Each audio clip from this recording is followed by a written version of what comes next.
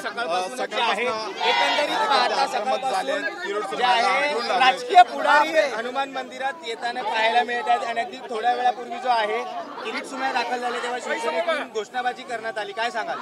एक तर किरीट सोमय्यांबद्दल काय बोलावं, जिथे आग असेल तिथे त्यांची उडी असते, हा एक भाग आहे. दुसरी गोष्ट म्हणजे हनुमान मंदिर नोटीस दिली केंद्र सरकारनी, म्हणजेच तुमच्या रेल्वेनी, आणि तो ऐरणीवर विषय आल्यानंतर या महाराष्ट्रात, या मुंबईत किंवा या देशात हनुमान मंदिर वाचवणं किंवा त्याच्यासाठी आवाज उठवणं हा काय गैर आहे का? 80 वर्ष पूर्ण झालेलं मंदिर आहे. काल परवा आलेल्यांना जर घर मिळतं, मग ते कुठलेही असू देत, तर मग देवाचं घर तोडणार तुम्ही येऊन? आणि ज्या हनुमंताच्या चालिसावर वाचून स्वतःचं राजकारण चालवलं, त्या राजकारणावरती तुम्हाला आज सगळं मिळालं, ते लगेच हिंदुत्व विसरून तुम्ही जर मंदिर तोडायला रेल्वेला परवानगी देणार असाल तर ती होऊ देणार नाही. कुठेतरी महाविकास आघाडी होती तेव्हा देखील जे आहे हनुमान चालिसावरून अनेक राजकारण करण्यात आलं. पुन्हा एकदा तसंच पाहायला चित्र मिळतंय. आम्ही इथे हनुमान मंदिर म्हणून नव्हे, इथलं कुठलंही मंदिर असतं, मग ते गणपतीचं असतं, दत्तांचं असतं, कोणाचंही मंदिरावर हातोडा पडू देणार नाही, ही स्पष्ट भूमिका असताना हिंदू मुस्लिम हिंदू हे करण्यामध्ये काय मजा आहे? आणि कारण नसताना रेल्वेकडे एवढ्या जागा पडलेल्या आहेत, एकराणी पडलेल्या आहेत, इथेच काय पडलं यांचं? हे जाणून बुजून महाराष्ट्राला अस्थिर करण्याचं कारण आहे का, हे शोधायला पाहिजे. काही रवी राणा बोललेत की सरकार हिंदूंचं आहे केंद्रामध्ये, राज्यामध्ये हिंदूंचं सरकार, त्यामुळे मंदिरावर कुठली कारवाई होणार नाही. येडं म्हणावं, जा आणि पहिली नोटीस बघ. हे काय येडा आहे काय म्हणावं? आमदार झालायस ना, पहिली नोटीस तर बघ जाऊन. नोटीस आली म्हणून आलो ना, त्यामुळे हिंदू हिंदू काय, मग आम्ही कोण आहोत? कुठला असा तुम्हाला वेगळा बॅनर आहे?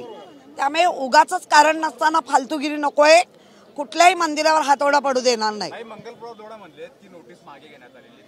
चांगलं केलं मंगलप्रभात लोढानी, चांगलं केलं. सांगितलं असेल तर चांगलं केलं, घ्यायलाच पाहिजे. घेतली नाही, उशिरा सुचलेलं शहाणपण आहे. एवढा सगळं अस्थिर करायचं का? रेल्वेनी नोटीस दिली ह्याचं कारण द्या. रेल्वेनी नोटीस का दिली ह्याचं कारण पाहिजे. आता 4 वेळा मंदिराला नोटीस दिली आतापर्यंत, तोपर्यंत सगळेच राजकीय पक्षांना माहिती होती. आम्हाला कळल्यानंतर आम्ही आमच्या भूमिका घेतल्या. आम्हाला काय स्वप्नात येऊन नोटीस दिसली नाही ना, आम्हाला कोणीतरी सांगितलं म्हणून आम्ही घेतलं ना. आणि मंदिरावर तुम्ही 80-90 वर्षाच्या रेल्वेच्या जागा एवढ्या करोडो एकरांनी पडलेल्या आहेत. काय करायचं तर तिकडे करा, इथेच काय पडलंय? लोकांच्या भावनेला हात घालू नका. मुळात एक लक्षात येत आहे का, आपण जर दत्त मंदिर पाहिलं ते वाचलं ना, ते कोणी वाचवलं त्यावेळेला? गोल मंदिर कोणी वाचवलं? तिकडचं व्हीटीच्या साईडचं ते मंदिर कोणी वाचवलं? नुसतं मंदिरच नाही, जिथे चर्च होते तिथे मशिदी होता तेही वाचलंय. त्यामुळे उगाच धर्मावरून राजकारण नको.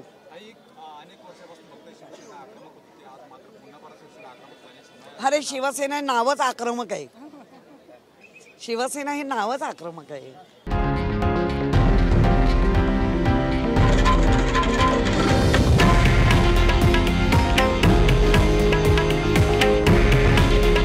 हे आहे देशातील नंबर 1 न्यूज नेटवर्क आणि आपण पाहत आहात TV9 मराठी.